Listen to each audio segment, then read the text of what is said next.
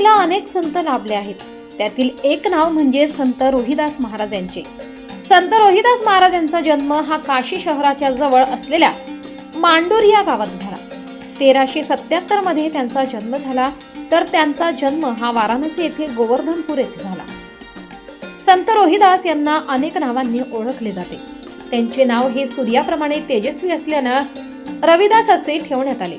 त्यांचे भारतवर्षात कायमस्वरूपी कोरलं गेलेले नाव म्हणजे संत रोहिदास. त्याचसोबत बंगालीमध्ये त्यांना रोहिदास या नावाने ओळखले जाते. तर राजस्थानमध्ये रोहिदास, मराठीत रविदास आणि रैदास अशी त्यांची प्रचलित नावे आहेत. महान संत रविदास भारतभर फिरून त्यांनी महान कार्य केल्यामुळे ते जाणले जातात. ते सुधारक संतांमध्ये अग्रणी होते, कुलभूषण कवी होते, तसेच तत्कालीन प्रचलित सामाजिक विद्वान होते. त्यांनी लक्षणीय योगदान केले. त्यांच्या गुरुग्रंथ साहेबमध्ये असलेल्या रचना आजही लोकप्रिय आहेत. रविदास आपले संपूर्ण आयुष्यात समाजातील जातीय भेदभाव दूर करण्यासाठी, समाज सुधारणा आणि समाज कल्याण कार्यासाठी समर्पित केले.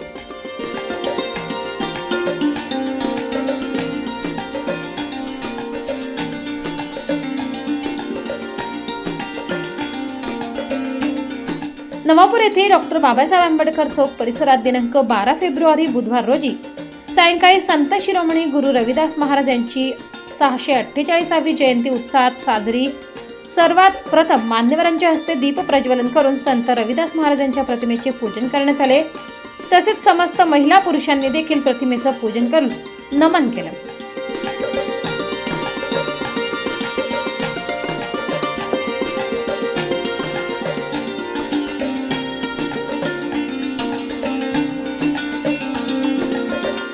तदनंतर शोभायात्रा काढण्यात आली.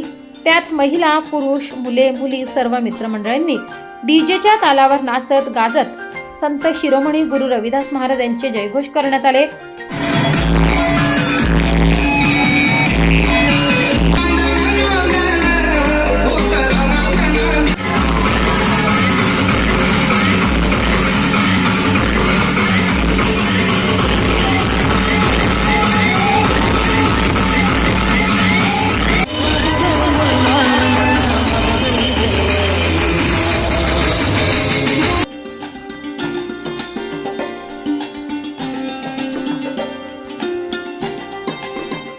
मिरवणूक शांततेत शिस्तीत पार पडली. तसेच महाप्रसाद भंडाराचा देखील आयोजन करण्यात आले होते. या जयंती कार्यक्रमाप्रसंगी उपस्थित राजकीय, शासकीय, सामाजिक, शैक्षणिक क्षेत्रातील नागरिक तसेच समस्त चर्मकार समाजाचे महिला, पुरुष, मुले, मुली, बाल, गोपाळ उपस्थित होते. बघत असते आणि तिच्या मनात देखील विचार येतो की आपण देखील ती आग विझवण्यासाठी प्रयत्न करायला पाहिजे.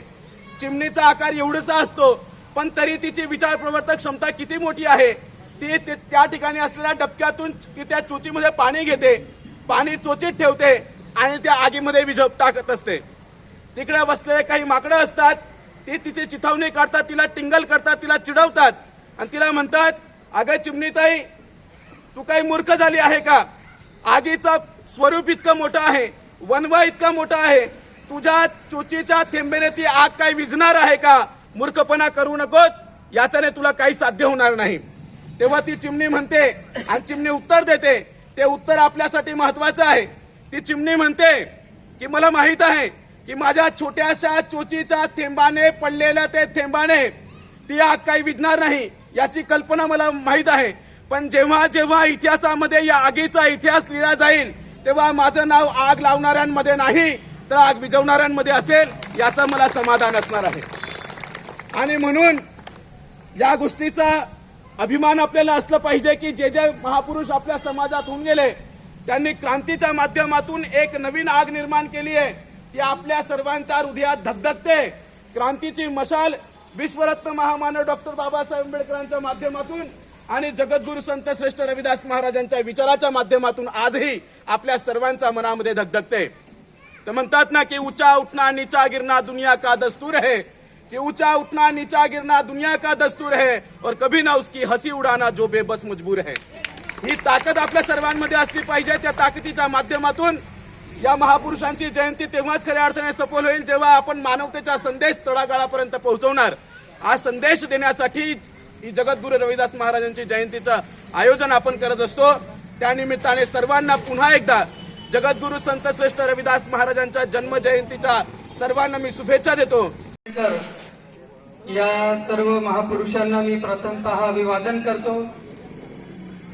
आज संत शिरोमणी महाराज यांच्या जयंतीच्या निमित्ताने सर्व सन्माननीय या कार्यक्रमास उपस्थित असलेल्या सर्व माझ्या भगिनी आणि बंधूंनो, पत्रकार मित्रांनो, मी संत गुरु रविदास महाराज यांच्या बद्दल बोलावं एवढा मी मोठा नाही, परंतु ज्या संत रविदास महाराजांनी ज्या काळामध्ये उच्च नीचता असेल, भेदभाव असेल, अशा काळामध्ये एक सामाजिक क्रांती घडवून आणली आणि आपले जीवन गुलामी मुक्त केले। विचारांच्या माध्यमातून उच्च नीचता संपवण्यासाठी त्यांनी खूप त्या काळी प्रयत्न केले। त्यांना बराचसा त्रास सुद्धा झाला, परंतु त्यांनी सांगितलं की तुमची मनाची शुद्धता कशी असली पाहिजे, तर त्यांच्या दोहा आता इथं समोरच लिहिलेला आहे।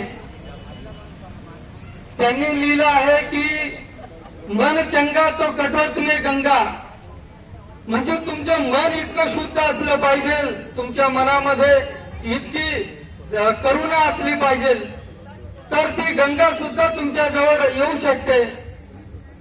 तर गंगामध्ये तुम्ही तुमचे पाप वगैरे ते धुवायला जातात वगैरे असं सांगतात किंवा मोक्ष प्राप्तीसाठी आपण गंगेमध्ये जातो, आणि परंतु त्यांनी सांगितलं की आपण वरून कितीही आपण आंघोळ केली, साबण लावले, एकदम चांगले चांगले ब्रँडेड कपडे घातले, परफ्यूम मारला, परंतु आपली जी आपल्या आतमध्ये जे मनामध्ये जी घाण आहे ती जोपर्यंत साफ होत नाही, जोपर्यंत तुमचे मन शुद्ध होत नाही, असे त्यांनी विचार सांगितलेले। ऐसा चाहूं राज में जहां मिले सबन को अन्न, सब सम बैठे रविदास रहे प्रसन्न। म्हणजे ज्या वेळेस आपल्याला अशी परिस्थिती निर्माण होईल या समाजामध्ये की सर्वजण आपण सर्वजण एकत्र बसू, त्याच्यात कोणी नीच उच नाही, परत सर्वांना जेवण भेटलं पाहिजे। अन्न हे पूर्ण ब्रह्म असतं असे म्हटलं जातं की माणूस अन्नाशिवाय जगू शकत नाही, पण त्यावेळची जी परिस्थिती असेल की आपल्याला अन्नापासून सुद्धा वंचित ठेवलं गेलेलं असेल, म्हणून त्यांनी हा दोहा त्यांनी निर्माण केलेला आहे।